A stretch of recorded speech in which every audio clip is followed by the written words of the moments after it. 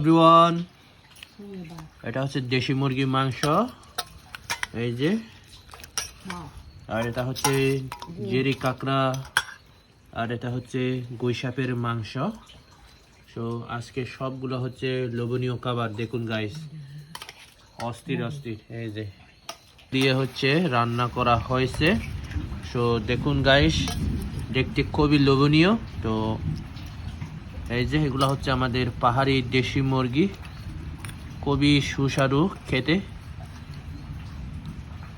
তো এখন নেব হচ্ছে এই যে এগুলা হচ্ছে জেরির কাঁকড়া, চিংড়ি মাছ।